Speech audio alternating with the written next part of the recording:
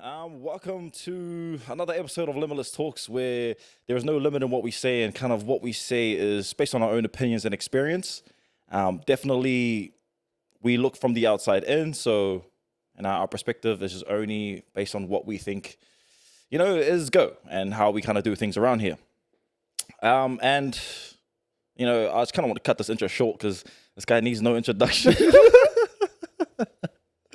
This guy, you'll probably hear him throughout this whole episode and introduce himself in a way where it's unique.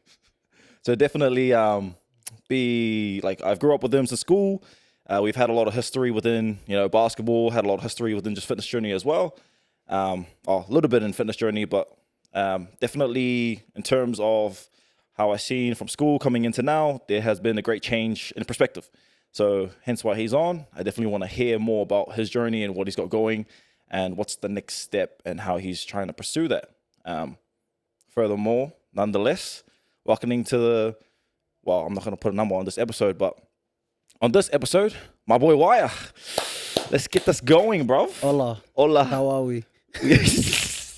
We are going good. How are you? Yeah, I'm great. Great. Just finished eating. Life's good, bro. What did you eat? Lamb on rice. Eh? Did you know the kebabs? Mm-mm.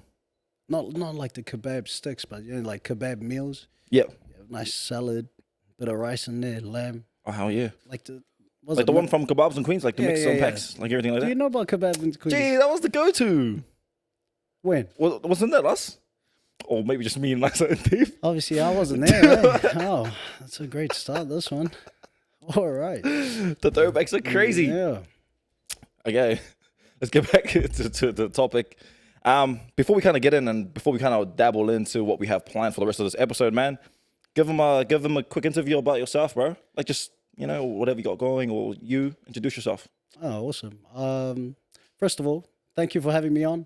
Appreciate this was you, so unexpected, but I'm actually pretty honored that you gave me the message and you let me know this is what was happening. Really proud of what you guys have set up over here.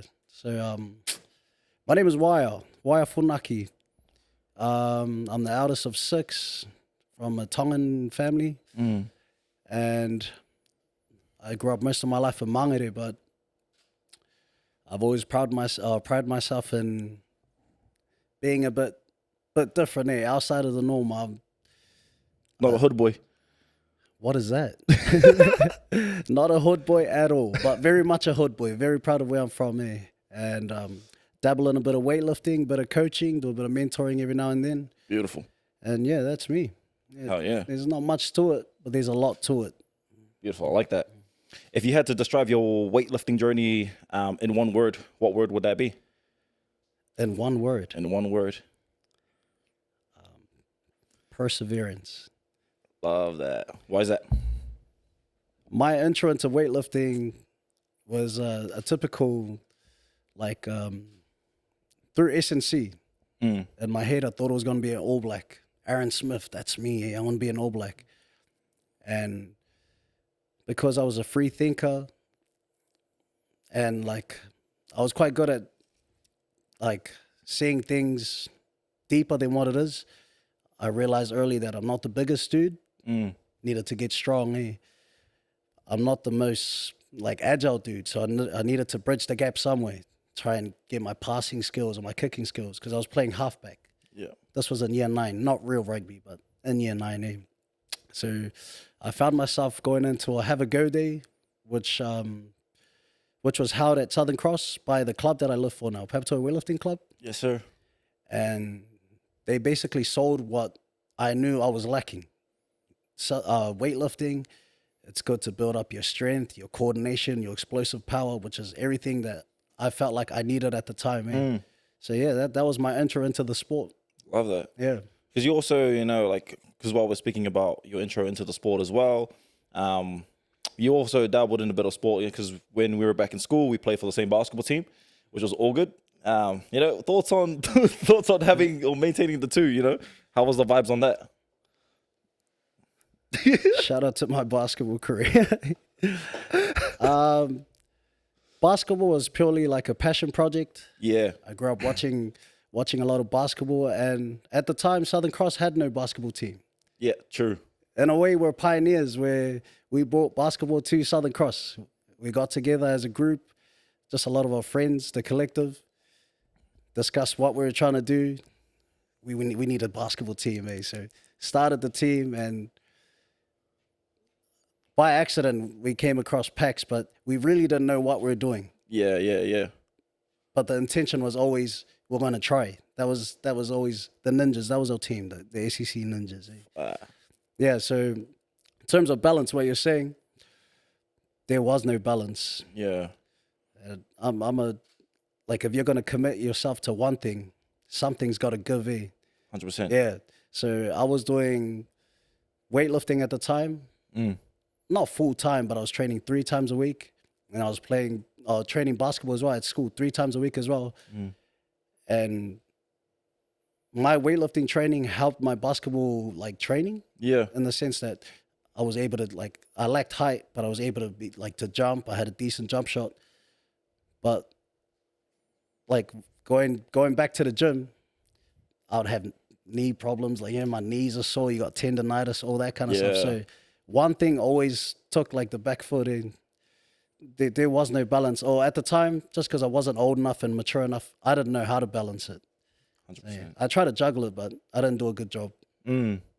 Because also you mentioned with passion as well, and I kind of like understand where it kind of led. Now, with passion, they always say that when you find your passion, you never have to work a day in your life. Yeah.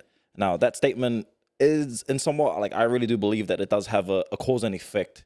Now, in terms of the weightlifting, just because the weightlifting is kind of your priority and kind of where we want to shine more light on, what sparked your passion for it? Like, you said that you had the go day, try it out, see how it go. But, like, what actually kept you going on it? Pure fear and mediocrity. Wow. I started weightlifting, and I was just, I assumed because I was Tongan, I was going to be good at it. And what happened, I rocked up, and I wasn't good at it. And I went through the mistake of seeing how everyone else is in the gym.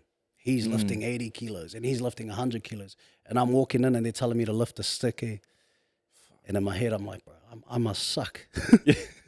Yeah, so I discovered real early that, everyone's journeys are different. You can't you can't compare yourself to someone who's trained 3 or 4 years. But just my level of maturity at the time just wasn't there yet. I didn't understand it. So, yeah, like, I think for me, like, my weightlifting journey, not as perfect as most lifters. Like, it's not a journey of like a pure talent and class. Like, I trained for 3 years, I made this comp. Not at all. It's more realizing that it was bigger than weightlifting. At the gym we were at, I was rocking in, and even before we got to lift, we got taught principles and values. Nice. And I didn't see the benefit in doing all of that because it was a gym. Like, it wasn't a classroom. I just couldn't like fathom the concept of learning principles and values at a weightlifting gym. But yeah, took maybe 3 or 4 years to realize that I was lacking in this area because I was under the assumption that weightlifting is just weightlifting, but that's not the case. Like, would you say that you, like how you mentioned weightlifting is not weightlifting, that when they did teach those principles and values to you, it was more of like setting you up, not just for weightlifting itself, but also to live a prosperous life? Yeah, absolutely. Sport is a microcosm of life. The values and the teachings that you learn from sport, you can apply that to anything you do in life. So I was really discovering who I am as a person. And at the time, I wasn't the most accountable person. Wasn't good at timekeeping, wasn't punctual. There was no real core values. And that's like my main driver now. The difference is, in my head, to be a good weightlifter is to be a good person. Yes. Yeah. So I only started making strides in the right direction when I realized that, it's one thing to lift weight, but there's there's layers underneath it. There's there's Yeah, a yeah. process behind lifting the weight. It's not just lifting. Yeah, yeah. Yeah, It's there's like methods to lifting. What muscle groups you use at which time, when to apply this much force. Like there was more to it than just lifting. Shish. Yeah, like I don't want to like overcomplicate it. Yeah, because yeah. No, that's true. weightlifting is a simple sport, but at the same time, it's a complicated and it's a complex sport. Yeah. The movements look real simple, but it's real hard to learn, and it requires a lot from your body. I feel like it's also because it puts your body in a, like the way when I've seen, like just by like from an outside point of view, looking like at your videos, how you're posting them up as well. Yeah. Like as you mentioned before, certain muscle groups, but also like, your joints, like they have to work all in one. Yeah. And then like when you're doing certain moves, like you can't just like, yank the bar over your head just with no form. Yeah. There's like a technique to go through it. Yeah. And I feel like, like for people who think they can just do it off the bat and go for it, it's a hard concept to go over. Yeah. Yeah. And I would say with the way you would kind of like, in a way, see it as that with weightlifting, because there's like a lot of, what's the word? There's a lot of like technique behind it, but also there's a lot of like looking at it as a form, as an art, more than just a workout. Yeah. It's kind of where you kind of have to see things go through it. Yeah. Well, that's the difference. Weightlifting is an art. It's not a workout. Yeah. Yeah. It's not a circuit like block where you're coming in doing 40 burpees and then going to the next station. It's an absolute art form. Love that. And the best ones are the ones that apply themselves to what they're doing. Like Beautiful. the movement is 3 seconds long, but a lot could go wrong in 3 seconds. I'm telling you, not even funny. You could dislocate your elbows, your knees could buckle. Anything can happen within that 3 seconds. So that 3 seconds that you're lifting, it requires the utmost focus.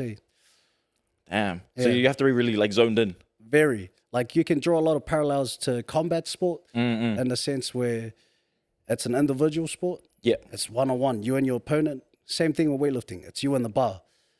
But the thing is, if you lose focus or you lose tension in your body for a split second, in weightlifting, that means injury or a mislift. Injury is extreme. I mean, that's worst case scenario. But in like a performance sense, it's missing your lifts. In combat sport, it means getting knocked out. Yeah, or exactly. like doing a wrong move or something like that, where it puts you in a bad position. Absolutely, yeah. So yeah, that's what I found with the sport is it requires the utmost focus for whatever, like however long the lift takes, and then after the lift is done, and you could zone out for a little bit, but it requires you to apply yourself when you need, and then when you don't need, you could zone out. Like you don't have to be full on warrior mode the whole 1 hour and a half of training. It just, the time that you lift, you need to be honed into what you're doing. So could you say that with your approach to training and being disciplined at the same time, they definitely have to play an equal part?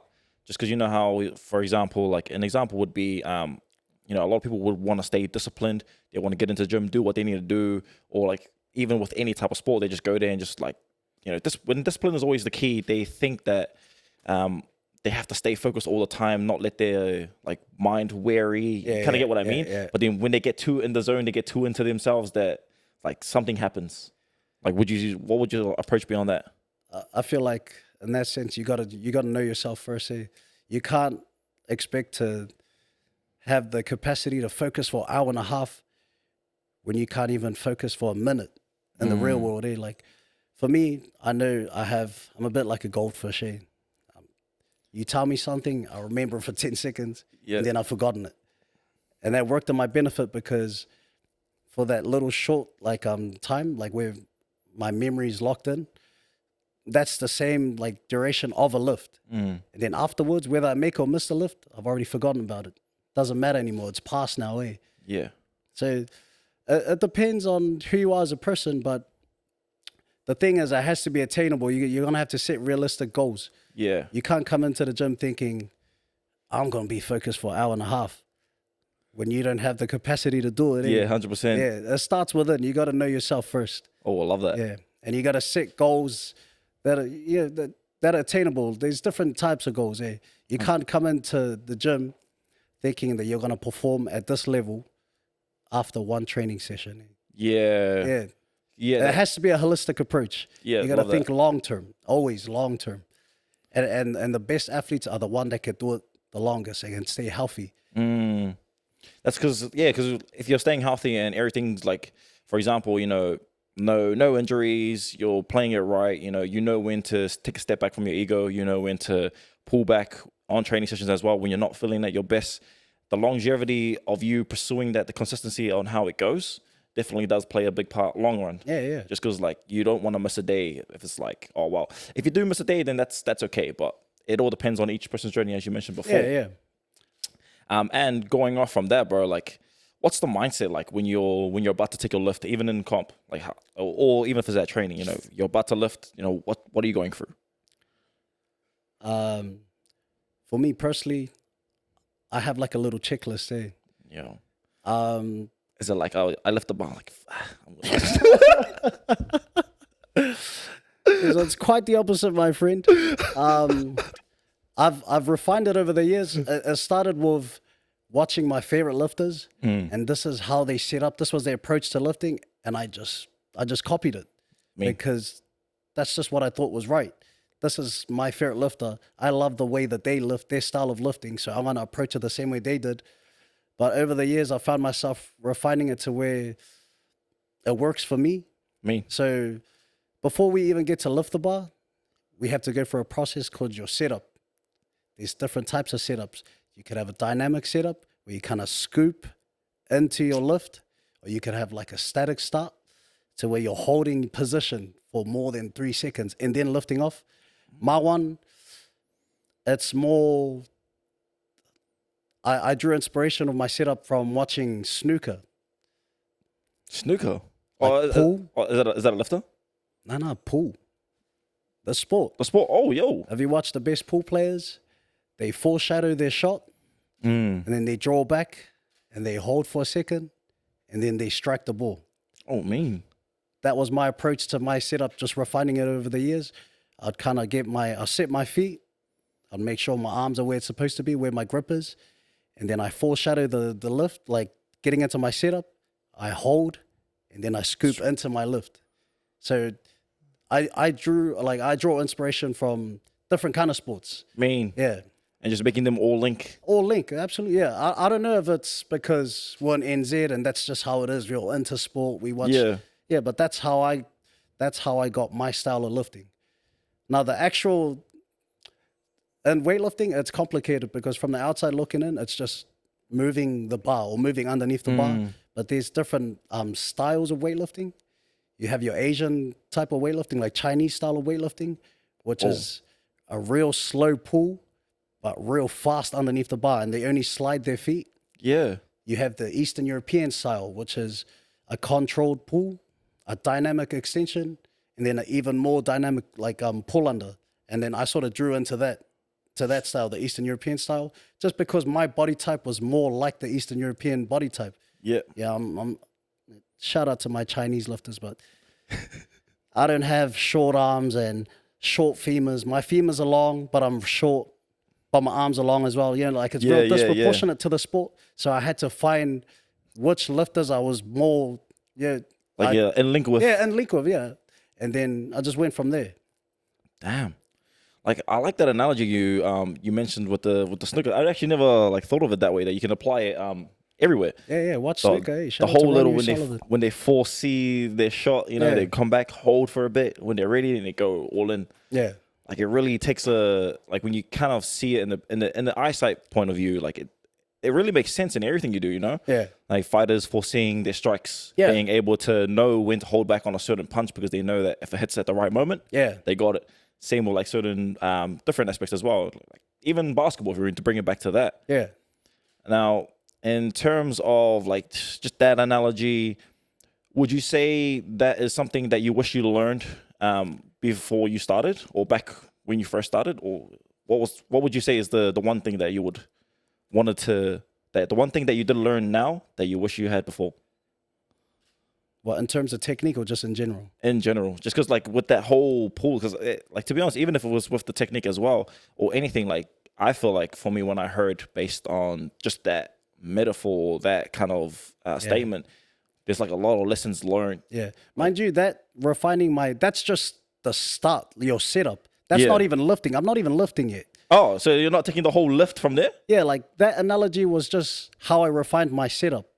Now the lift itself, that's a different story right there. Eh? Explain onto that one. Actually, yeah. Well, just briefly, like where does it go from that to the lift itself? Like how are you usually From the setup? Yeah. I didn't think of, you got to think of your body as like a chain or a group, as opposed to like, obviously you use more like pulling off the floor. You're predominantly using your legs, quads, your glutes and stuff.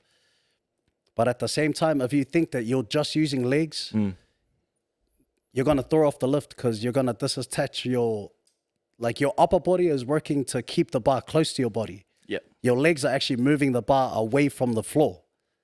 So you got to think of your body as a chain. Yeah. That's actually buzzing. It is. Yeah, because like, oh, fuck. You guys just outside looking in, you guys would never think like that. Yeah, no, that's 100%. Just because we're all used to just seeing what we see. Yeah. And it's just like, snatch the bar on the shoulder and then do the move. But then, like, you think of it as well, you're going through that whole snooker analogy the making sure that, there's a chain link as well. Yeah. Just so the lift is performed to the best as it can be. Yeah. The thing is, this is 9-10 years of lifting experience. So when you teach lifting, you want it to be as simple as it can be. Nice. But then when you actually spend the time to actually think about the movements and break it down phase by phase by phase, you realize that it's so complex that you're going to have a little bit more understanding of what you're doing. Love that. Yeah. Just to also like, understand what you're doing, but also be able to perform it at its best. Yeah. So, just with like, how you're mentioning, like it took you like 9 to 10 years to learn that experience. What are some standout experiences that you've like had within your weightlifting career? Before I answer that, I just remembered I didn't even answer your last question, eh? You the last question. You touched the on first thing. What's the thing I wish I knew before I started weightlifting. I thought you answered it. Well, I was kind of off topic here. No, go I for it, G. think the big thing for me was I wish I had more self-belief. Oh, mean. Before I started, because all the stuff that I'm talking about stems from me believing in myself. Because there's no point in knowing what to do, when to do it, if you don't think you can actually do it. So I was a kid who, I think I'm a funny guy, but that's how I deal with a lot of stuff, through humor. I think you're a funny guy. I know I am. I'm funny, bro. No, anyways. But that was hiding the fact that deep down in my core, I'm a scared person, and I'm a real fearful person. And I didn't believe in myself, because what do? I compare myself to others. I told you, the moment I walked into the gym, I'm looking at everyone else. But the person that I had to convince myself was the one that was looking right at me in the mirror. Love that. You know what I mean? I wish I had more self-belief. Now, if I could turn back time and go back and apply more like self-belief and stuff, like would I do it? Probably not, because I needed to learn that lesson at that time, like during that chapter of my life. So yeah, that's probably the big thing. And it's something that hinders a lot of people from achieving self-excellence. Yeah, 100%. There's just a lack of self-belief. Whatever you do, it's challenging. If you're trying to do something that's outside of the norm, it's going to be challenging. But if you have self-belief, whether it takes 40 years or 2 years, you're going to find a way. Yeah, 100%. Yeah. So that's me. I never had belief in myself. I always had belief in others. Yeah. I always saw the best in other people, but not in myself. Wow. I was my biggest hater, not even my biggest supporter. And then, oh, wow. Yeah, because just thinking about that now, I just feel like that I think self-belief is like a heavy thing, like that not much people really take a lot into consideration. Yeah. And I think it's just because, like, each to their own, like for me, like self-belief was, yeah, I could say I had the same back in school, but it was, or like not even back in school, like just in the past coming into now, you know, self-belief wasn't a heavy thing that I kind of had, and it was something that I had to kind of train myself to have. Yeah, you yeah. know? Because even if you think you believe in yourself, how steadfast are you in your belief? Yeah, 100%. If you're to say, bro, I believe in myself, and then I come and roast you for a couple minutes, is your belief going to remain the same? Probably. Or am I going to walk away and then you'll be like, maybe I do suck. I definitely. Maybe I am a little bit trash. Maybe my jump shot's not really that good. Oh, bro, my jump shot was never good. Yeah. So honestly, that's like your key pillars. That's your foundation. It starts from like with self-belief. And nothing anyone else could say will change the fact that this is your journey, because it's your life. You're living it. Yeah. And no one's living that for you. Yeah, absolutely. It has to be that's your main driver. Yeah, you have to know that you could do it. Yeah, not someone else, gassing you up. And then what happens when they leave? Then you have what happens when you don't have the cheerleaders by your side anymore? Eh? You want to stand there and go, someone talk to me. See, that's in terms of that sense, I reckon it's all based off the validation from other people. Yeah. And with self-belief, because they lack self-belief, they need that validation from other people. Hence, they need the cheerleaders on the side to cheer them on. But I feel like what people need to understand is you're in this journey alone. Yeah. But you don't have to do it alone. Exactly. Yeah. You don't have to do it alone. You can do it with people who you trust, your environment, who you surround yourself with. Yeah. But it's more of putting yourself in situations where you know that'll be beneficial. Yeah. And then from there you can kind of curate it. The thing is, situations which is like beneficial for you. Yeah.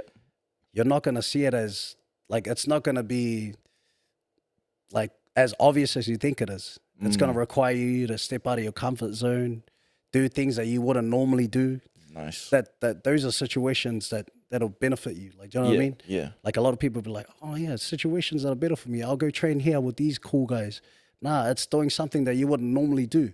Yeah. It's stepping out. It's that faith piece. Love that. Yeah. Like if we talk about our being islanders, our Christian belief. Yeah. That's a key pillar as well.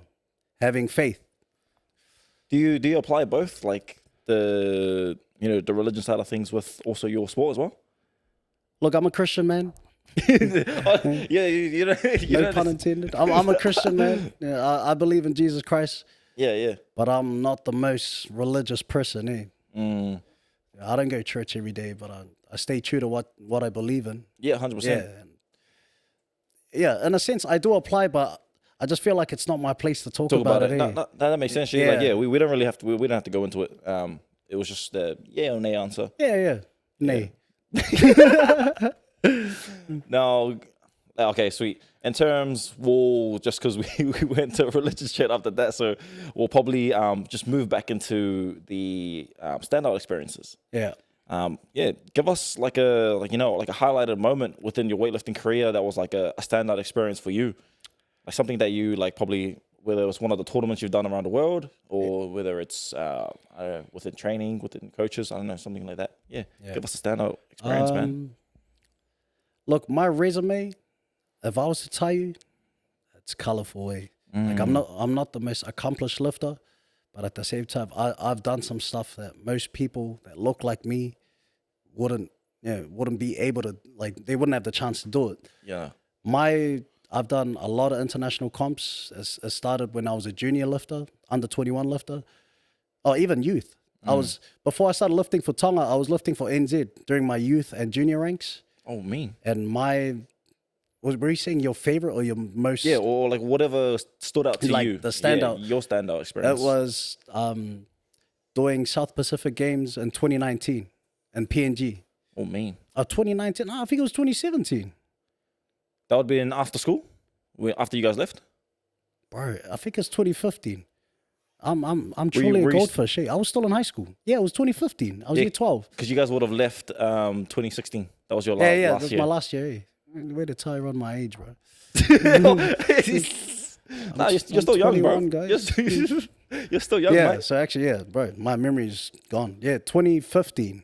Oh, mean. I got the chance to lift for New Zealand during the youth comp for South Pacific Games. Yeah. And it was an eye-opening experience because here I am, a 17-year-old boy from Mangere, doing weightlifting. I've been doing weightlifting for maybe 2 years. And then I get the chance to go to a big Pacific event, a competition. And it's somewhere where I've never even heard of. And my knowledge of geography, shockers. With like a TH, like Mike Tyson, shocketh. Yeah. And I'm getting told, oh yeah, you got the chance to do this comp in PNG. Where's PNG, bro? I don't know. Yeah, same. You know what I mean? Yeah. And I rocked up. I tried to do a bit of research before we left. Yeah. And it was just nothing that I ever thought. Like, I didn't come from like a rich upbringing, eh? I wasn't poor. To be honest, I was poor. We were all poor, yeah, but I was never hungry. Like, we struggled, but I was never hungry. There was always a roof over my head. There was always food on the table. And I was always, poor, eh? Like, that was always my thinking. I don't have much. And then I go over to a country where the whole place, like the city center, looks nice. I think they're quite good with, they get a lot of oil and stuff, like their natural resources. Yeah. But everything around the city, there's nothing there, bro. Yeah. And here I'm thinking, bro, I thought it was poor. Yeah. Like this is what like struggling actually looks like. Wow. And then I have to lift on top of that. Like, it was quite overwhelming for me because there was a lot of thoughts going on in my head. I was 6 hours away from where I'm comfortable with my home, and I'm going there to do a job, but I'm also 17. Yeah, and part of me wants to perform, but the other part is too curious, eh? Yeah. And I want to go and see what everything's about, eh? And I'm running away to go to this little concert, whatever local artist is performing over there, like, just real curious about the whole thing. Wow. That was, and like, it was a standout for me because it just sort of opened my eyes to what life actually is. Like, that's literally what lifting's been for me my whole life. It's been a vessel to like navigate life. Nice. Like, my memories, or my fond memories during my lifting career, most of the time it has nothing to do with the actual lifting. Like, I'm rocking up to this comp and I'm thinking more about the people and the houses with no roofs. And then I'm drawing like comparisons to my own personal life as opposed to thinking about lifting, which is what I'm actually there for. Right? Yeah, like you're taking it in the world. Yeah, like I just operate a bit funny like that, eh? I lifted, I performed all right. Like, there was no pressure on me to do something extraordinary. But there was pressure, like I put like pressure on myself to make lifts because that's what I'm there for, to make lifts. So maybe I did like 4 out of 6. Like, I made 4 lifts out of 6 attempts, which was all right. But yeah, it was just more, I needed to be there to understand how blessed I am. Yeah, okay. Like, that was my whole thing. Like, the gym that I train at, tiny little box. Yeah, tiny little box. And then I'm rocking up to the gym that they were using over there, and there was no roof. Damn, so it was all outside. It was just empty space, just platforms, rusty weights. Like, what I thought was the norm wasn't the norm. Like, I just needed to be there to experience other people's perspectives, eh? And it's just a different lifestyle as well, and also experience that. So that means that you would have went into the space, experienced how PNG was like, and like be a lot more grateful. Oh, absolutely, yeah. Yeah. Grateful and just a lot more aware of how the world actually is. Eh? Nothing, like everything that I thought was right and what was wrong, it wasn't the case after I left that place. Because you had people there who had nothing, who were really passionate, who, like if they would kill to be in my circumstance. Yeah. But they're not complaining. And here I am telling my mom, bro, where's my Nike shoes?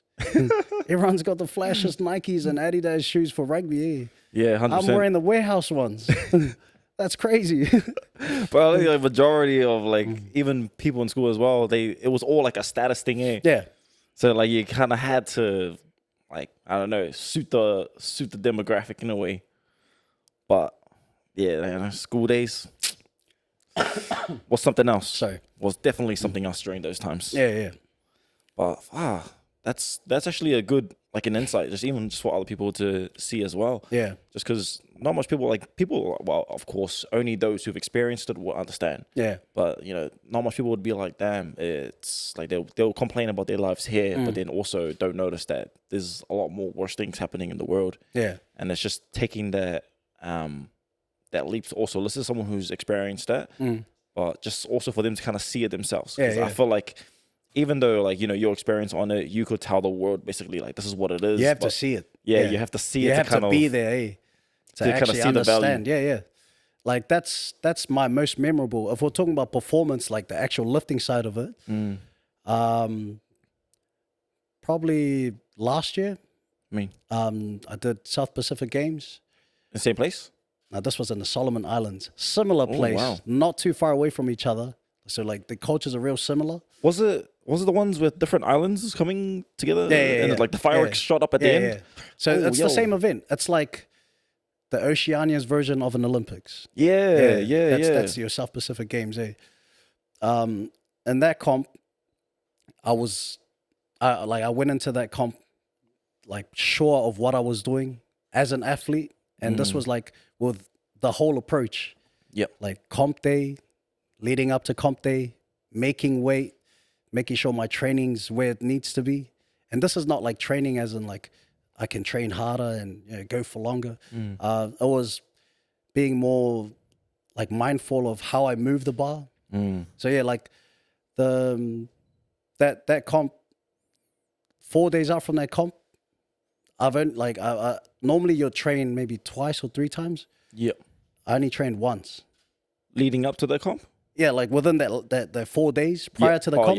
Normally you'd have like, because repetitions are key for athletes. Yeah. The more you do, the more confident you're getting. I only trained once, and I lifted a fraction of what I did at comp, but I left that training session sure that I was going to perform. Yeah. Because everything just felt right from how my shoes felt. To how strong my grip was, to the way I was turning over the bar, to where I was receiving the bar. Everything was just, it was crisp. Yeah. And I was only lifting, that comp I snatched, that's one of our movements, I snatched 130 kilos. But that training I did prior to the comp, I only snatched 80 kilos. Wow. But I left thinking, oh, I can snatch 130. Yeah. Like I just had all the confidence in the world because everything I was doing prior to that comp, making sure that I was sleeping 8 hours a day, that I was feeding, I was getting my proteins in, like I was doing everything that I needed to do. So I slept good at night because there was nothing else I could have done, like no more. Yeah. Like that was probably like in terms of a performance point of view, that was like the most memorable comp. Nice. Yeah. And because the prep game was like to the T. Yeah, to the T. Love that. Just because like even like what you're mentioning as well, you prepped for it, you were ready for it, you had the confidence going in, and in terms of having that confidence, it all comes with preparation. Yeah. So definitely how you because you had the goal to make sure that you want to be on your A game, so everything else around you had to be on your A game. Would you say that your environment had to be on the A game as well? Just because, for example, I've noticed that there's like, I know some jiu-jitsu fighters or even just different people, athletes as well, leading on to their comp days or leading on to any type of comp that they're doing, they try and split away from people who, like, just people in their normal daily lives, but also even some of their teams, it's just between them and the coach, or just them and this trusted surrounding circles, and it's only just to keep the energy tamed and maintained. So in terms of that, like, would you say that when you were going through that prep, because you were preparing, 8 hours sleep, getting your calorie intakes, getting your protein intakes as well, was the environment aspect part of that preparation? Or were you a bit different? Yes and no. Like, environment, it's a different thing because when you're going to these comps, it's a sporting event and everyone around you are athletes. Yeah. So there is no there's no environment where you'd do like, do you know what I mean? You're in like a facility where you're only surrounded by athletes. Like there's no bar, no clubs around. You're literally stuck in a campus with athletes, with set times for meals and stuff like that. So the environment, Like, because it could also be just also the environment in that lifting facility as well. Because you know how some guys come in with it's the wrong chaos, energy. bro. Yeah, 'cause I'm telling you, like yeah. my confidence came from I just controlled whatever I could. I didn't try to remove myself from everything that was happening because I have no control over it. Yeah. But I just did what I needed to do, which was like in my hands, like making sure my eating was great, my sleeping was great. In terms of all the like white noise, all the outside noise, I was around it, but I didn't get caught up in it. And I got no control over it anyway. Because come competition time, it's going to be the same. You're going to go there thinking that it's going to happen a certain way. But you don't know how the crowd's going to be, if they're going to be real receptive of you. Yeah. Like, you don't know how it's set up. Like, you'll see it the day before, but I like all of that chaos when I'm training. Nice. Yeah. Like, I don't mind that at all. It's just once you're on the platform, it's a different story. I just zone out, eh? Mean. Yeah. Like, in my head, there's no one else. I don't even see anything. It's quite scary, to be honest. Eh? We just bringing you back on that, because as you mentioned before, you just zone out. Does that also play a part with your self-belief as well? Yeah. Like they're both match it. Yeah, Like, yeah. I could see it in a way of being like, okay, sweet. Like, I believe in myself that I could do that. Let's just zone out and just get this lift sorted out. Yeah. Like, would that be the thing that kind of matches with what you said before? Yeah, it definitely links with self-belief, but my zone out, like, I'll explain it to you as vivid as I can. Yeah. If I'm walking out to do an attempt, I'm standing on that platform, I can see the people, the spectators, but I can't see them. Like, it's kind of fuzzy. Yeah. Like, my vision looking outwards, it's kind of fuzzy, but all I can see, like, without sounding like a crackhead, I just see words. Oh, yo. Finished your pull, stay tight. Like, I'm seeing all of that. Looking out. Like, I'm not even seeing a camera. And then the moment I drop the bar, I just come back to where I am. Like, I see people clapping, and then I'm like, holy, I'm back. Yeah. And I try to do a Dougie or something to... Just add in the moves. Yeah, add in the moves. They style points, bro. Do you guys get marked on style points? Nah. Oh, bro. I don't know, for some reason, like, I always wonder why, like, people, like, do, like, random stuff afterwards, and I thought they actually do get marked on it. Nah, we get marked on the actual lift. So when you do an overhead lift, Yep. you get judged on how well you lock out your elbows. Oh, mean. Yeah, you could have the bar over your head, but if your elbow buckles a little bit, you get red lighted. And would that mean you have to repeat the lift?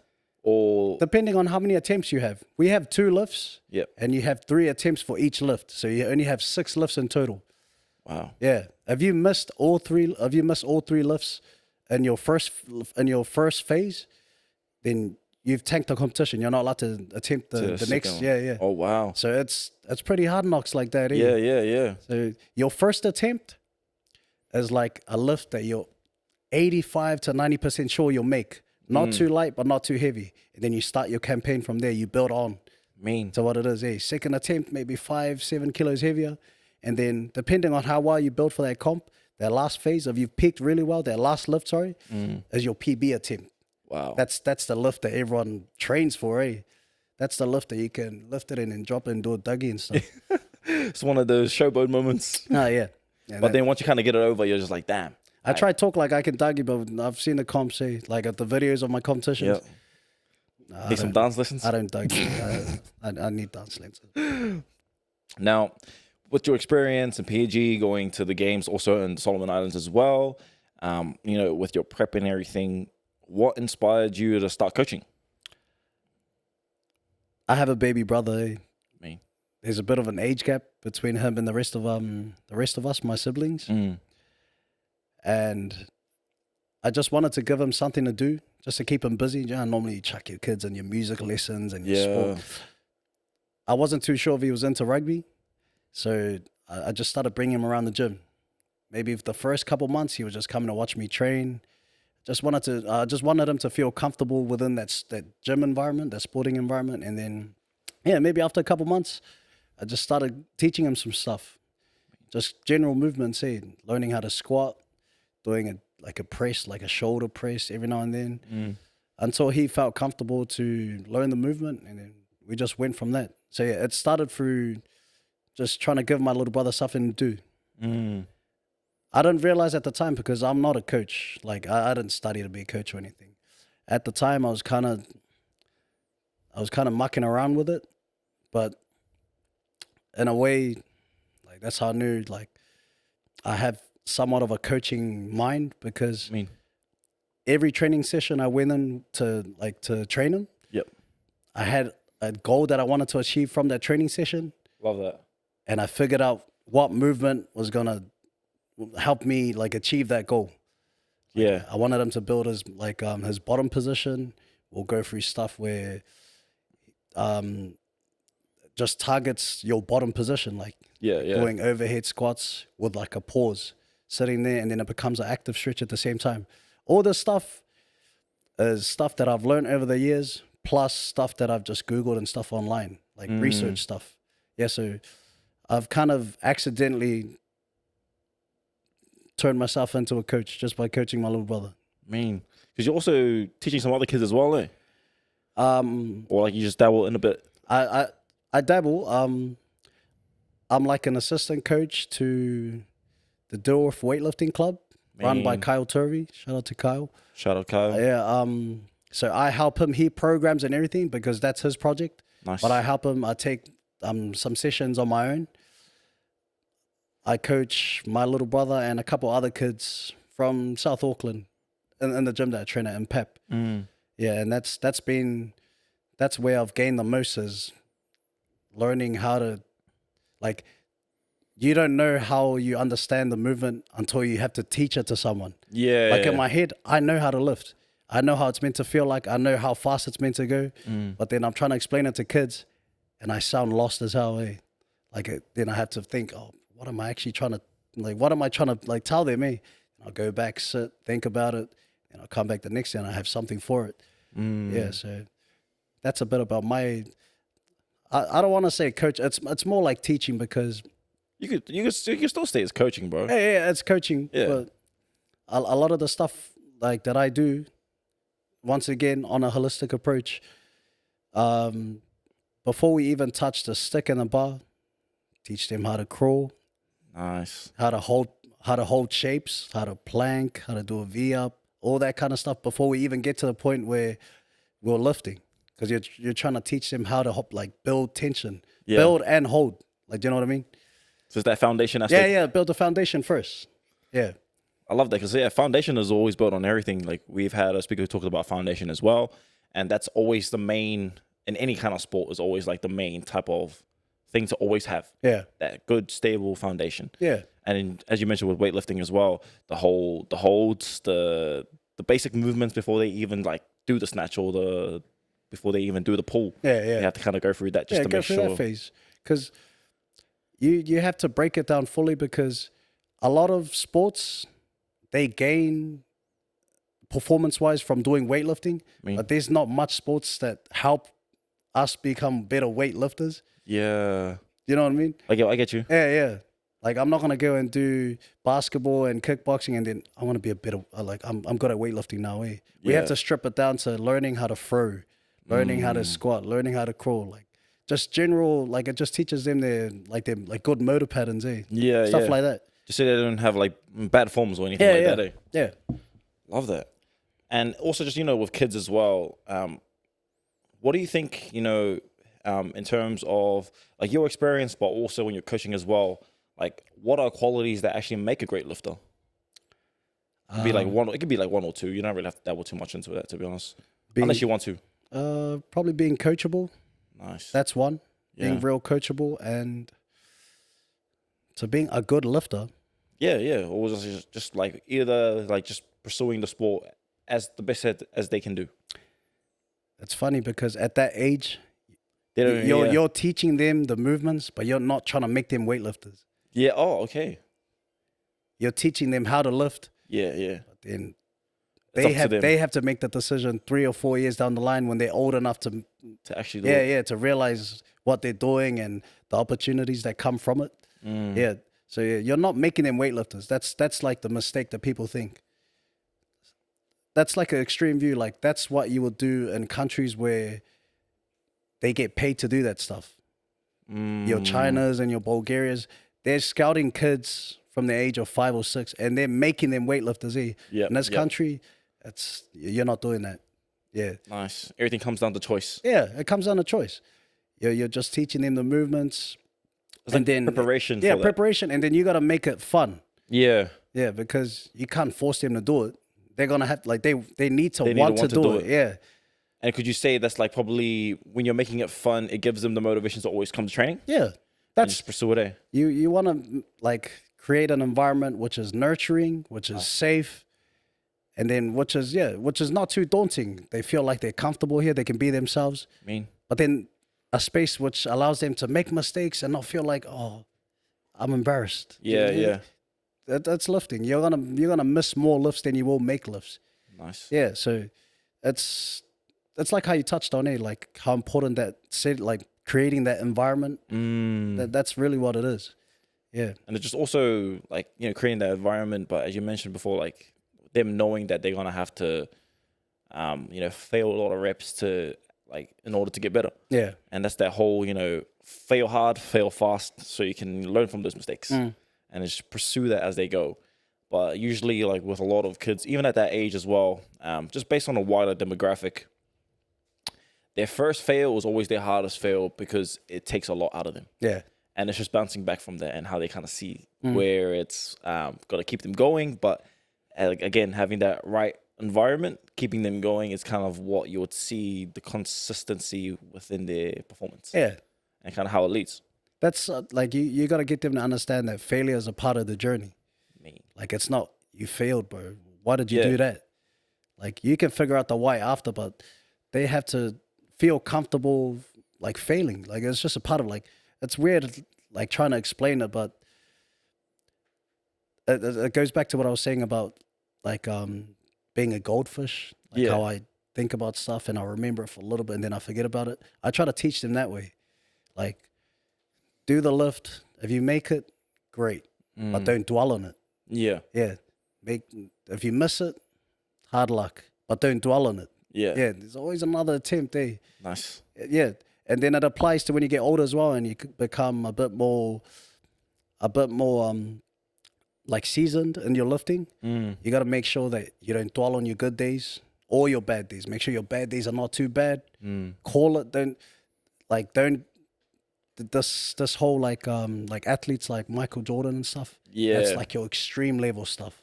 They're psychopath. They're not gonna stop until they achieve what they've set to achieve in that training session. In this space, sometimes calling it a day is like it's the best for like long term, like your journey. Yeah, 100%. Yeah, because I feel like even like Michael Jordan or like even just some fighters who do make it great, which is like good on them. But yeah, as you mentioned, like psychopaths, like you have to be a bit of crazy. You need a bit of that as an athlete. Yeah. You need that. Yeah, like you need that edge. Yeah. Like it helps drive performance. And I don't know why I'm so sweaty right now. Is it hot in here? It probably is hot in there. I'm sweaty. Do you need something to? Hey man. This is how R. Kelly was like feeling when he was like. Yeah, I'm leaving that in. It wasn't me. She wanted to do it. In terms of, I'm actually gonna change that question. Yeah. In terms of, let's say, your perspective and your point of views now, how has that shaped what you're moving towards? Like with what you have coming up next, that you can definitely dabble in with all your comps, Commonwealth Games, etc.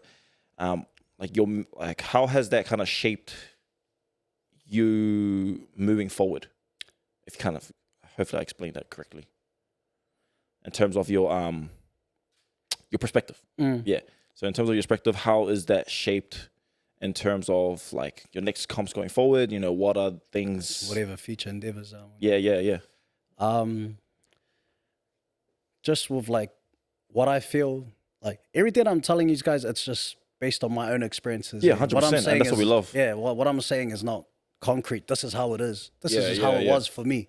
So everything that I feel is required to perform lifts or to be a weightlifter, it's shaped the way that I've like I go about things because finishing high school, my mindset was I'm gonna work, I'm gonna make money.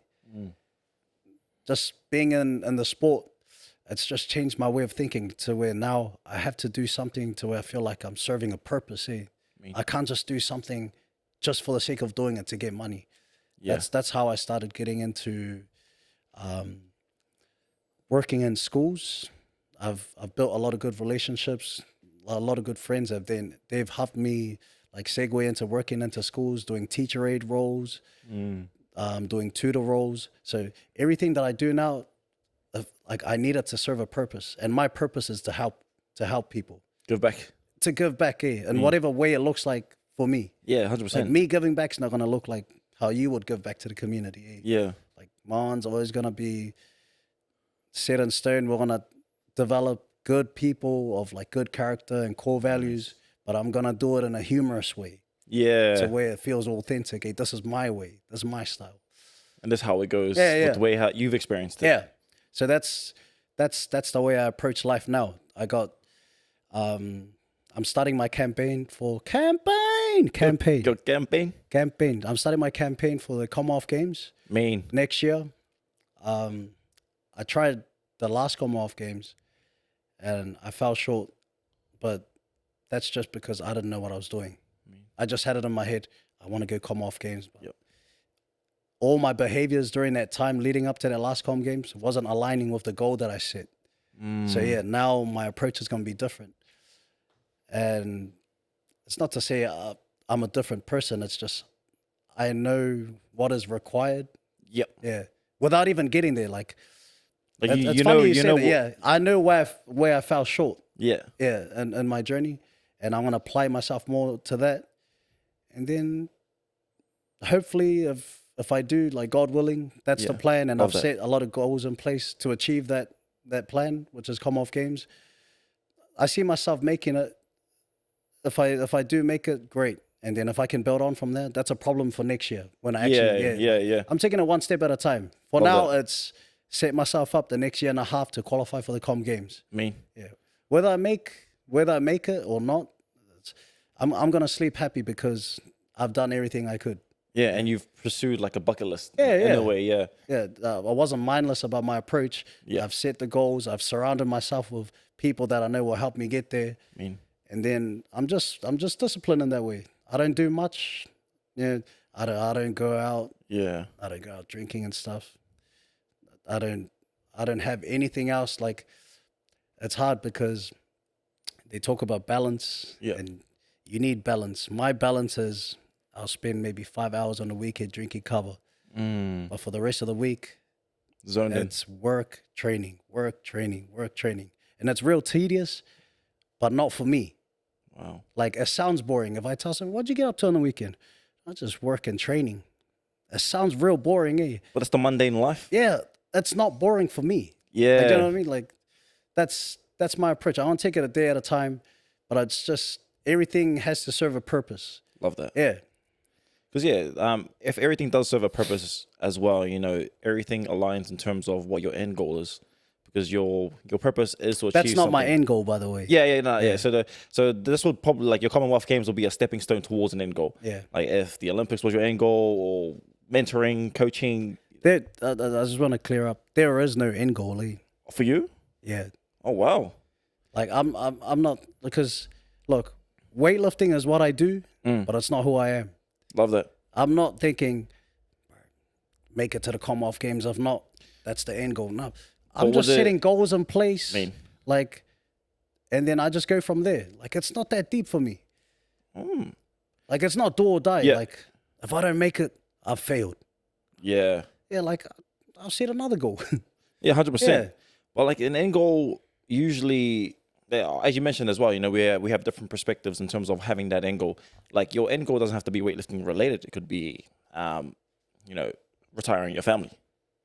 And that type of end goal, for example, you could have that type of end goal and be like, okay, sweet. My end goal is to retire my family, and what is the best way that I can think of to do that? And if it's pursuing a sport that you love so much, and getting you certain places or whatever it could be, then that's a stepping stone towards an end goal. But like, as you mentioned before, you're taking it step by step, and the end goal might not be as clear as it is now, but there'll definitely be an end goal. Like not an end goal to like stop what you're doing, but an end goal to get to that certain pathway and figure out where it goes. From there. It's each will have their own, like my end goal. One of my main end goals is to always, retire my family in whatever way that's possible for me. But when I do get there, of course, that's the end of that goal. But there's always more avenues to go through, which there is, as you mentioned before, there is never always an end, but there's an end to a certain segment. Oh yeah. So I was going to say, it's probably like the phrase or the term end goal is probably not the right term for it. Yeah. No, that's fair. Yes, fair. Because you're just kind of insinuating, this is my end goal. I want to reach this, and then I've done it, but it doesn't stop. Yeah. Because in a way, like an end goal, like the way I've always been taught what an end goal is a goal that ends to a certain point of your timeline that you've set for a certain period. So when you do get to that certain period, like an end goal, like depending on who perceives it, like when I've set a goal and I've reached that goal, that's the end of that goal, because you can have more than one goal, and every end goal has its own pathway. Yeah. So once I do reach that, that's the end of that goal, and there's always a new goal that's going to be created because you're always growing. Yeah. But it's just a different avenue and a different perspective that kind of leads there. But yeah, in terms of an end goal, it's in a way of being a step. Oh, well, you could say a stepping stone. I'm trying to break it down, but because here's the difference is, from what I'm hearing from you, is I don't really follow a timeline. Like, weird that I say that in a sense, because every major competition that we have, it's a set timeline. Every 4 years it comes about, but I don't view it that way. Okay, me. Yeah, because like I said, funny enough, it's been a thing that's been driven by my coach. Shout out to Simon. You're just not defined by what you do. 100%. Yeah, because if we're going by end goals, then I would have quit weightlifting ages ago. Because I've been lifting for 10 years now, and I've still yet to crack Commonwealth Games. I'm still yet to make an Olympic campaign. So yeah, like I don't follow like your typical timeline. Oh, okay. Because I feel like everyone's different in the sense. 100%. Like there's like a set number, like the studies say that your peak like performance age is 28, 27. Who's to say my one's 30 or 31? Yeah, no, I believe that heavy. Yeah. So yeah, it's actually quite interesting. I've never thought about it that way. It's a good thing that you told me. It's good. It'd be in a different aspect, like as you mentioned. You were saying you're not defined by what I do, by what you do. Yeah. You are not defined by what you do, but you are also defined by what you become, and that also has a plan and an end goal to it as well. But yeah, that's a whole different breakdown, because that will lead to a whole. I love that, bro. Yeah, that will lead to a whole different field. That's a loophole. But then legit, we could spend like another hour dabbling, talking about that stuff, because that's a whole different loophole. But in terms of like on that, we can definitely dabble that on another episode, which would be a good insight in terms of perspective changes, or if we still had our own perspective later on. Yeah. But yeah, that one's a different loophole in terms of that one. That's like a whole different ball game. Yeah, that's quite good. If I'm gonna follow what your definition of end goal is, then I'll be content with a Commonwealth Games. If I make a Commonwealth Games and I perform to the best of my ability, God willing, I place, get a ranking somewhere, top 5, top 3, and then I'll be happy. I'll be content with that as an athlete. Yeah, no, 100%. If that was to answer your question. No, definitely, Jay. Like you've already answered it earlier before in the way that you've understood it, and if that's the way you understood it, I'd prefer you stay true to your beliefs, man. That's all good, Jay. In terms of is there any personal because I'm gonna change this question as well. Do you sort of I know some athletes, they live by like a certain philosophy, or they live by a certain a practice habit. Do you have one of those? A practice habit can be one of the two, like a philosophy or a practice habit. Like someone that I've always talked to before, a practice habit that they believe that has a real impact in how they kind of operate is making their bed. I was just gonna say that. Oh, are you gonna? Yeah. Or would that be one of your ones? Yeah, it's definitely one of them. Another's probably like tying my shoelaces. What's the analogy on that? Is it just like something that something that you always want to keep? Your feet are something that's so overlooked, eh? But if someone wasn't to tie their shoelaces, it'll bother you, eh? You're like looking like. Looking when you said that, I was like, yeah, exactly. See, I got you thinking, yeah. Yeah, I was like, oh wait, I'm not even wearing shoes. I was like, wait, am I wearing my shoelaces tight? Hey man, I might have just done something, eh? Make sure you tie your shoelaces, guys, eh? Nice double knot. Not the one string. Nah, not the one string. Eh? Don't tuck it in and put it on the side. See, because that's just like cleaning your room. Yeah. By chucking everything in the cupboard, eh? It's hiding all the mess. Nice, tidy knot. Nice and presentable, and then leave it there, eh? If you're rich, that's great. Buy the shoes and like a loafers. Buy the loafers, the little ugly, expensive shoes that you buy nowadays. That's great. Even better, if you have Doc Martens, good on you, eh? Love that. Yeah, tie your shoes. Hey, that's the tip. Tie your shoes. Yeah, and do you know what the tip of like a shoelace is called? The plastic tip. Aglet. That's how you know he doesn't watch Phineas and Ferb, bro. I know. Oh, Aglet, bro. We all know why we watch Phineas and Ferb. What's your favorite episode? When they what is it? The time machine to the dinosaur. Best one, eh? Best one. That was the best part, man. Sidetracked again. Eh? Sidetracked again. All right, G. We only legit. We'll just go through some rapid fire rounds. They're just questions that I just give you. They're either one word or short statements. Yep. First question is, what's your all-time favorite lift? The clean and jerk. What's the most memorable PR you've ever hit? When I PR'd my clean and jerk at the Pacific Money Games. I'll give you a little backstory on that. Love that. The week of comp, at the start of I lifted on like a Saturday. On the Monday, my grandmother passed away, eh? Oof. And my phone wasn't working. I broke my phone over there, eh? And I was using a mate's phone who lifted for Fiji at the time. I was checking my messages and I seen my mom message about my nana passing away and all that. And automatically I took like a warrior stance, eh? Like, it's all good.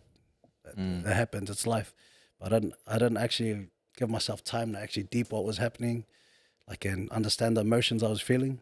Wow. So I was like, leading into that comp, I was like, I wasn't thinking about that event, my nana passing, but my body language was showing something else. Like, I was thinking about it. I was trying to convince myself that I don't care, but I cared. Like, do you know what I mean? Because I nearly bombed on the snatches. What is that like? That first, the first lift I told you. Yeah. You have 3 attempts, and if you cake all 3 attempts, then you don't get a chance to do the clean and jerk. Oh, okay. I made my last attempt on the snatch, and that's because that's all I was thinking about. I was overwhelmed with emotion, but I told myself the whole week, I'm not going to think about my nana. I want to think about my nana. I rock up to the comp, and I think about her on the day that I'm lifting. And it was consuming me, and it wasn't until I went backstage after my second miss. And I was talking to someone, and he was like, "Are you all right?" And I just needed to hear that in, because I was trying to. I'm a warrior, bro. I didn't need to talk. I didn't need to talk to anyone. When one of the boys from Fiji was coaching. His name's Tim. He asked me, "Are you all right? Are you all right, mana?" And I just kind of looked at him and went, "Nah, I'm not all right." And then he was trying to convince me, "Oh, you can do it. Just go there and lift. Don't think about anything else." And then, thank God, I made the lift. Nice. Fast forward into the second phase, I think it just helped, like just him asking me if I was all right. It took all the stress and stuff off me. Yeah. So I made all 3 lifts, and my last lift I made like a 10 kg jump, which was a PB, and I nailed it, made it look easy, eh? Wow. But I was overwhelmed with emotion afterwards. Made the lift, I dropped the bar, I went backstage and started crying. Fuck, that's all good. Yeah, it's all good. Yeah, crying's fine, guys. Yeah, Cry man. all the time. Each to their own. You know, Yeah, sometimes it hits emotions to different people. And it depends on how you go through it. So But yeah, it's, sorry, long story, but that's good, bro. that's Like, my it's good that you like basically, you know, stated that you needed to hear that. yeah, And then there's just something that some people out there need to hear certain things. yeah. And it's The something thing is, I didn't know I needed to hear it until you realize once you receive that piece of information there. Yeah, big believer in. Look, these people that I'm a self-made man and stuff. Not me. Maybe there is like dudes like that, who just started from nothing and worked their way up by themselves. But for me, like I'm doing 70 to 80% of the work, but that little 20, 30% that I'm getting from other people, it means a lot and it's helping a lot. So yeah, that's why I'm so like big on who I surround myself with. Yeah, that was like probably, I think about it every now and then. Like just when I go to visit my grandmother's headstone and I think about the lift rather than her. I'm so bad, bro. I'm so bad. God bless her memory. Hey, like at least then you can put like a positive to it at the same time. You know, you don't want to be thinking of, you know, family members who passed away in that type of sense, because they're going to always bring you back to a place where you don't want to go. Yeah. So definitely, man, thanks for sharing that, bro. Yeah. Appreciate it. And also a quick note on there as well with for people who say that they've made it on your own. I don't believe that 100%. Yeah. You don't make it on your own, bro. Like, no cap. You don't make it on your own. You're still a warrior, but you need the help. Surround 100%. Yourself with good people. You got your coaches, whoever, your food, your nutritionist. You ain't never make it on your own. Yeah, exactly. A story for another day. What training session left you absolutely wrecked but made you better?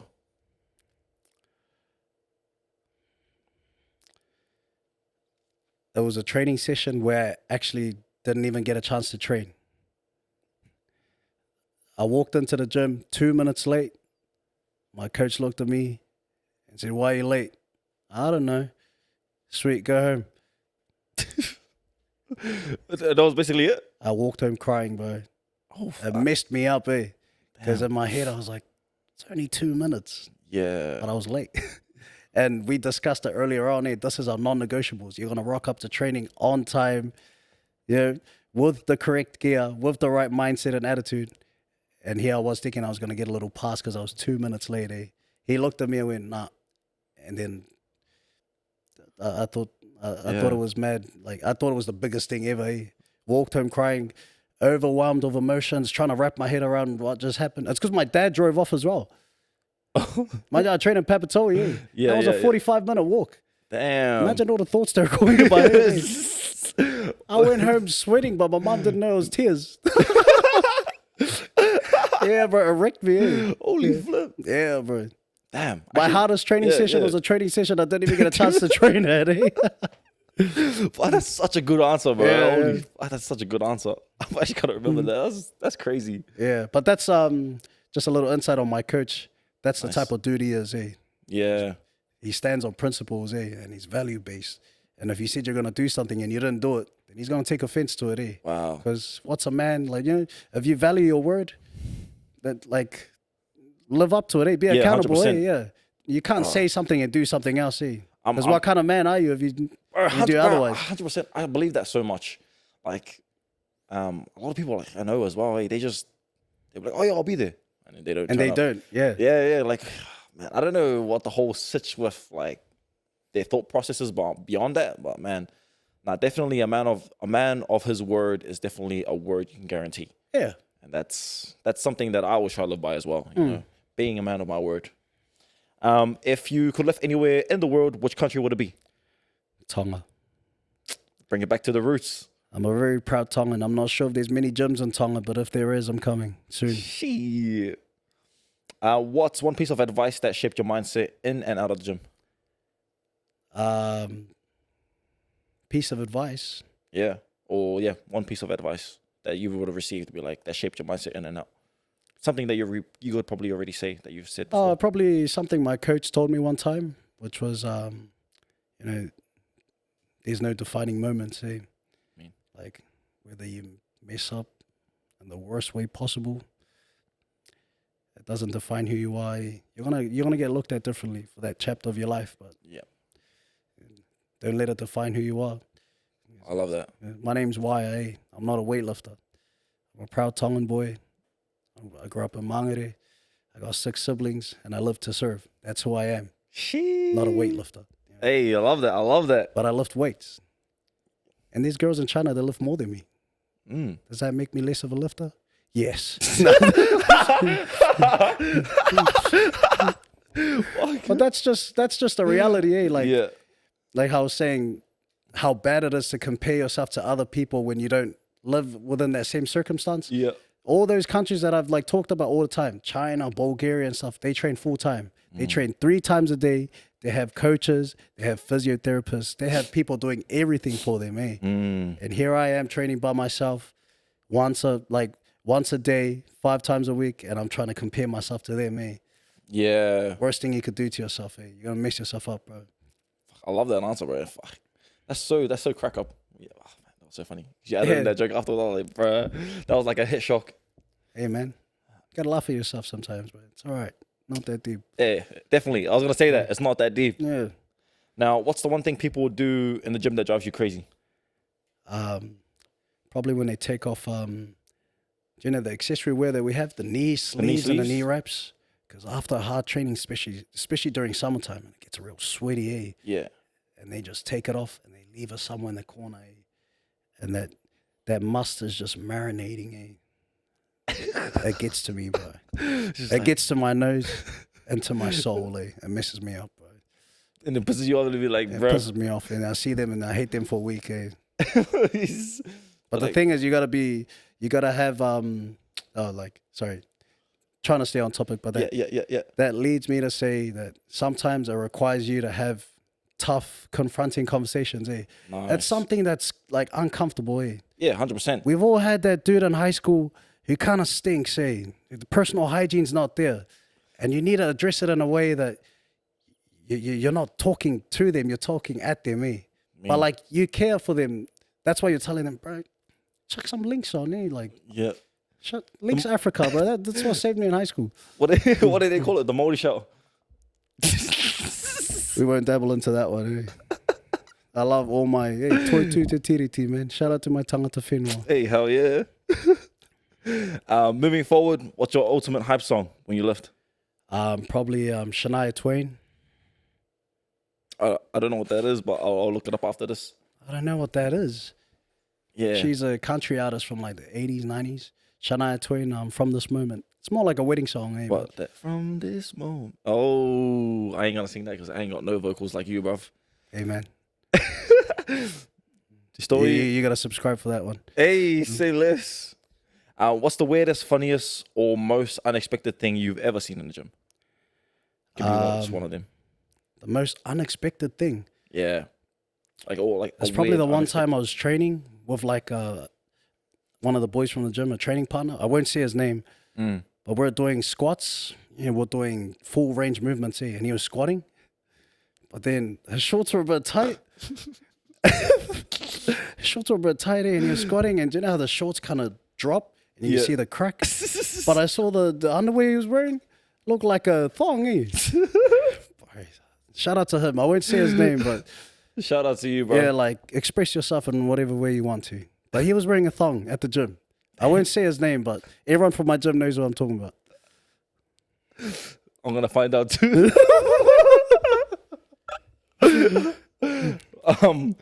If weightlifting didn't exist, what sport would you dedicate yourself to? Great question. What sport? Probably darts. Oh. Before you think it's not a sport, it's a sport. Yeah, no. I think it's a sport, but that was just a random answer that I never expected. Yeah, there's this. He's not ranked number 1, but he's within the top 5. There's an 18-year-old young man from England, Luke Littler. He won. He was like the youngest world champ, like at a world champ event last year, but he was only 17. $1 million, bro. Damn, playing darts, eh? But it just like it's not too strenuous on the body. But it requires a lot of thinking, a lot of math, because you got to figure out like what total you've done, and then like that precision piece. Yeah. Like people, like you go to pubs and you see it there, and you don't think much of it, but it requires a lot of focus and stuff to something like hitting a bullseye. Wow. Simple concept, but hard to do. Eh? Probably darts. Damn. Yeah.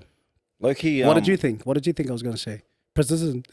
Shout out to Precision, man. In my head, I was like, when you said sport, I was like, oh, he's gonna say basketball. To be honest, I want to talk about my basketball, the stint. I wouldn't say career because it wasn't a career. Hey, Christian can attest to this because purely based on my height, I was a shooting guard. Just because I was small. I wasn't really good with you can't handle a rock like that, all this little Kyrie stuff. But I had a decent shot. But in my mind, I was a big. I was playing the 5A. I think I out-rebounded everyone from the team. Yeah, 100%. You remember that mad block I got on that guy? And in regionals? Yeah. Yeah. There's my highlights. I was never a fan of scoring. I always got a kick out of getting like a nice defensive play. Yeah, 100%. Yeah. So yeah, not basketball though, man. Too short for that. Shout out. Shout out everyone else who plays Shout out that. to everyone. Yeah, no, that was actually like that was mean answers for those questions, Jay. In terms of what I had for that was basically it. In terms of our questions. Before we kind of close things off, are there any final messages or anything that you'd like to say to an aspiring weightlifter? Yes. Yeah, have you noticed the last 25 minutes? Because I'm mindful and I know what I'm saying. I started chucking out the term shout out, eh? Yeah, Because I wanted to thank a lot of people Love towards that. the end. And I want to put my family and my friends last because they already know where they stand. But recently I've had someone jump on board my journey. Big thank you to Amit Sharma, founder of the supplement company Premium Nutrition, directed by Carlos Spencer. They've jumped on my journey. They've helped me a lot with supplying me with supplements and putting me on with people that I wouldn't normally hang with, and networking and stuff like that. That's been a massive help in my journey the last couple months. A big thank you to my coach, Simon Kent, and Shone Tonga for taking up the time to teach me the ropes, teach me weightlifting, teach me life, all that good stuff. Big thank you to my family and friends, especially my family. During the last 2 years, I've sort of committed more of my time to weightlifting, but that meant that I had to take a step back on working. Like I'm working part-time. I'm not the breadwinner anymore. And I felt bad at the time telling my father, but he's a quiet man, but he's an understanding man. And he just saw it as me pursuing my purpose in life. And he was like, that's fine. Eh? We're not rich, but I'll find a way.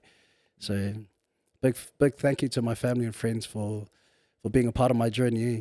And thank you as well for having me. Nah, bro. Thank you. I've loved my time here. We've gone a bit off topic. I love those conversations though, because it's raw and authentic. Yeah. But then definitely probably is some things we'll have to bleep out for sure. Yeah, bleep out what you need to bleep out, but chuck up some comments. Hey, tell me what you think. And if you want me back on the show, please. Definitely. Spam the comments. We're definitely doing a rerun on this. Chat. But before we actually do close things off, man, plug yourself. Plug what you need to plug in terms of your Instagrams or whoever you want to plug. Just tag them all in there. Instagram handle at Uaea Funaki. That's my first and last name. I'm on Facebook as well, but don't add me because I won't accept it. And then anywhere else, I train out of Papatoi. Feel free to pop in, whether you want to try it or you want to say hello. We're always free for a conversation. But that's me. There's nothing to it. I don't have no TikTok. If you want me to have a TikTok, chuck it on the comments. Chuck it on the comments. I reckon the TikTok will be mean. I want to see your memes. I'm getting too old for TikTok, man. It's going to affect my attention span, man. It's already bad. Hey, something that you can always improve. Yeah, I love like that. me, I need to improve that. I love that. But yeah, in terms of everything he's mentioned as well, links and everything, I'll chuck them all in the description in the video link below. So the description, I'll put it all in there, and then definitely we can get everything linked up. Other than that, yeah, man, thank you for coming on. Appreciate all the yarns. Loving this episode. Definitely a different type of vibe, which it's so good. Different vibe, eh? Different vibe. Big thank you to the brass band. The brass band watching. I'm part of a cover group. Oh, yeah? Yeah. That's going to be the next podcast. I'm just going to plug the brass band in there, eh? Yeah, 100%. Also, do message me on all of that as well. I'll definitely link it all in. Lovely. Thank you very much. Appreciate the yarns. I appreciate you for tuning in. Definitely on for the next one. And yeah, laters.